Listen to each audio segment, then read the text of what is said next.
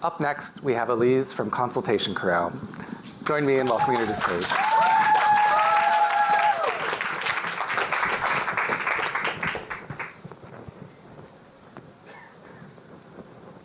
For centuries, tribal nations have fought simply to exist. If I asked you to think about how many indigenous people you think were here on these lands in North America prior to contact, how many people do you think were already here?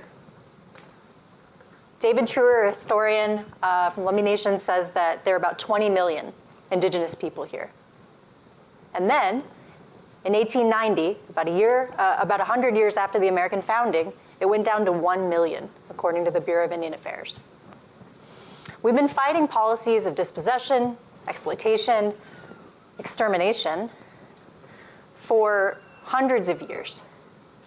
But if you think that my story today is a story of deficit or tragedy, it is not. Hawaii, Elise Blasingame Georges Aubrey, Dawa Georges. My name is Elise Blasingame. I'm a citizen of the Osage Nation. I'm a researcher, an educator, a granddaughter. I also call my grandma Mima. And I study the conditions under which tribal nations win in the American political system. One of the ways we can win is through tribal consultation. It wouldn't be until 30 years after we started the self-determination era, started in 1970 after the American Indian movement had gained steam, that we would get a year 2000 executive order that said federal governments have to uphold the trust responsibility by consulting with tribes when any of the thousands of policies that go through the federal bureaucracy might impact our people or our nations. So this process is foundational to the US trust responsibility. It's codified in the Article 2 of the Constitution and upheld by the Supreme Court system and the federal courts. It also ensures that we get indigenous and traditional ecological knowledge infused into the policies across areas, from financial inclusion, issues of missing murdered indigenous people and criminal justice, to land use or resource extraction. And so it's really important for tribes to be able to use this process to hold the federal government accountable. The problem is that, as I said, there's thousands of these rules every year. And so if you're a tribe, and hopefully you have a government affairs team, right, and some lawyers who can help you navigate this process of federal bureaucracy, maybe you can respond to these in an adequate amount of time.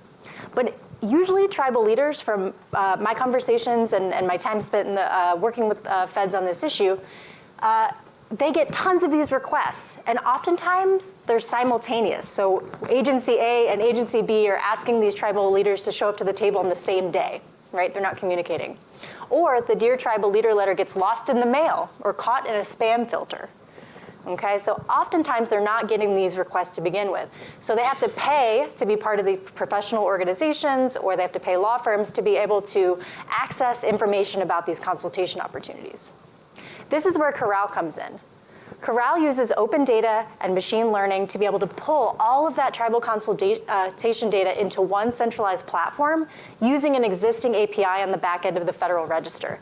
It's a simple solution to a really complex problem. It's achievable, and it organizes data in a way that tribal advocates and tribal leaders can actually use. It serves all kinds of different nations, different resource levels, but all policy areas and all tribes who are interested in promoting sovereignty and impacting policies that are important to them and their communities.